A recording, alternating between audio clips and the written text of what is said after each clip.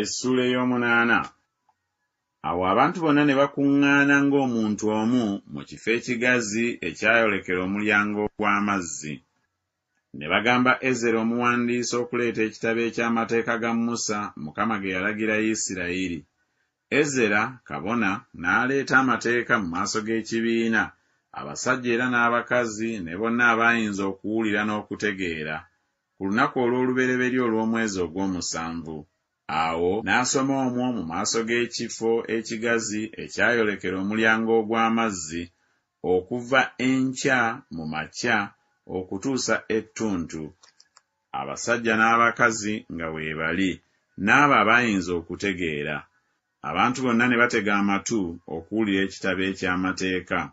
Ezera omuwandiisi n'ayimirira ku kituuti eky'emiti kye baali bakoledde omulimu ogwo, n'okumuliraana ne wayimirira Matisiya, ne Sema, ne Anaya, ne Uliya, ne Kirukiya, ne Maaseya ku mukono gwe ogwa ddyo, ne ku mukono gwe ogwa kkono Pedaya, ne Misayeri, ne Malukiya, ne Kasumu, ne Kasubaddana, Zekaliya ne Mesulamu. Awo Ezera n'ayanjululiza ekitabo mu maaso g'abantu bonna, kubanga yali waggulu w'abantu bonna. Kale bwe yakyanjuluza, abantu bonna ne bayimirira. Ezera ne yeebaza Mukama Katonda omukulu. Abantu bonna ne baddamu nti, Amiina, Amiina, nga bayimusa emikono gyabwe, ne bakutama emitwe gyabwe, ne basinza Mukama nga bavunnamye amaaso gaabwe.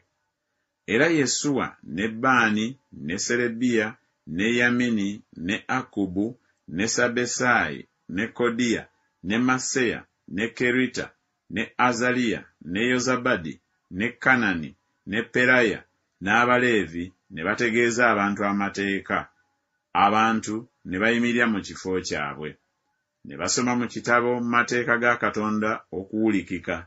Ne baleeta amakulu n'okutegeera ne bategeera ebyasomebwa.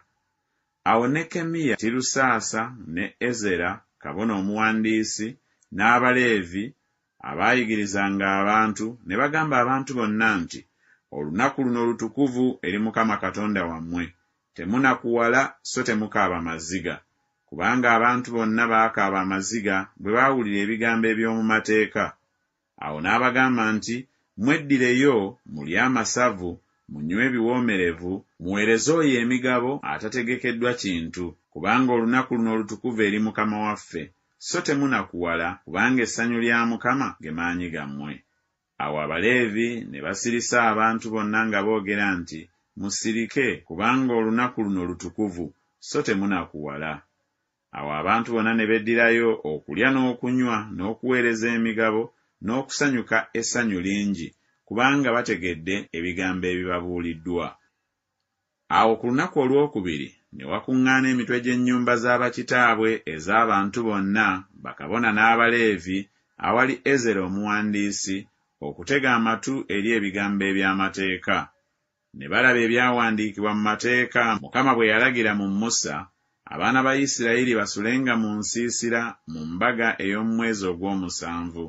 Bategeezenga era balangirirenga mu bibuga byabwe byonna ne mu Yerusaalemi nti, mufulume ku lusozi, mukime amatabi g'emizeyituuni, n'amatabi ag'emizeyituuni egy'omu nsiko, n'amatabi g'emikadasi, n'amatabi g'enkindu, n'amatabi g'emiti emiziyivu, okukola ensiisira nga bwe kyawandiikibwa.